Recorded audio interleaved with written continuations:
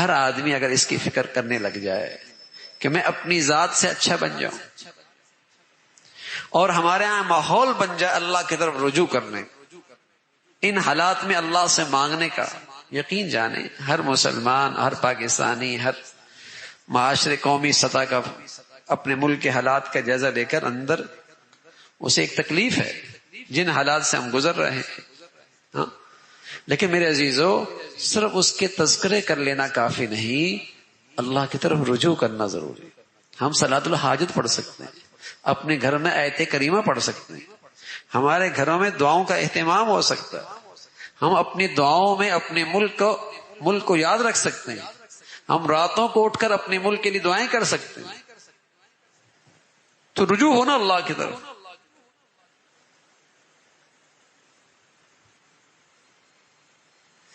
جب اپنی اصلاح کرتے رہیں گے، اللہ کی طرف رجوع کریں گے، اللہ اپنی قدرت سے حالات بدلیں گے، اللہ اپنی قدرت سے حالات بدلیں گے.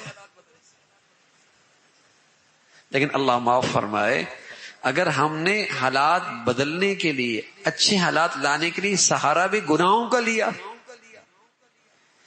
سہارا بھی گناہوں کا لیا اور بد اخلاقی کا لیا اور گانے بجانے کا لیا، ہاں اگر انہی چیزوں کا سہارا لیا حلال سنوارنے کے لیے بھی، تو بگڑیں گے تو صحیح، سنوریں گے نہیں،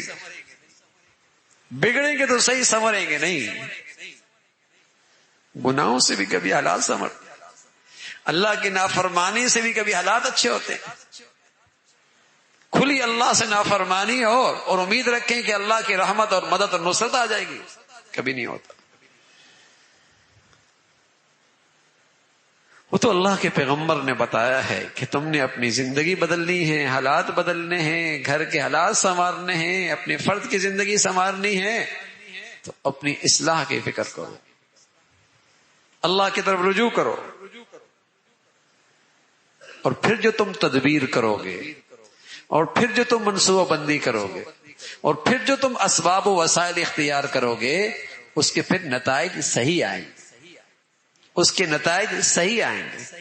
اگر اللہ کی طرف رجوع نہیں، اصلاح نہیں، اسباب و وسائل اختیار کیے تو ان کے نتائج غلط آئیں گے،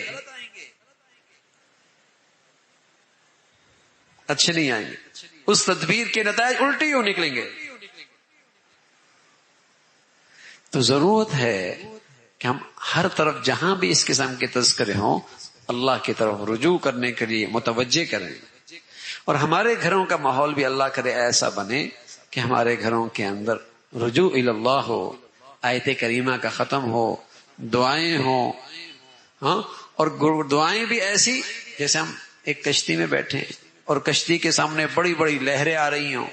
تو بتائیے آدمی کس طرح اللہ کی طرف رجوع کرتا ہے جب اپنی ہلاکت دیکھتا ہے.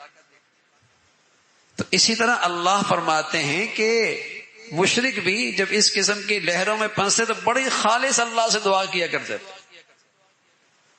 خالص اللہ کو یاد کرتے تھے. تو ہماری زندگی کے حالات بھی ایسی، ہم ایک کشتی میں سوار ہیں، اللہ معاف فرمائے اگر وہ بربادی کی طرف جا رہی ہے تو ہمیں بھی اللہ کے سامنے ایسی گڑ گڑانا ہے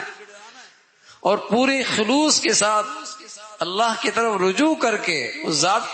ذات کو پکارنا ہے، اور پھر وہ مشکلات سے راستے نکالتا ہے. اور سچ یہ ہے کہ جب وہ مسائل حل کرنے پہ آتا ہے تو اس کے لمبے چوڑے کوئی اسباب و وسائل کو ذات کو ضرورت نہیں، بس اس کا چاہ لینا ہے، حالات بدل جاتے.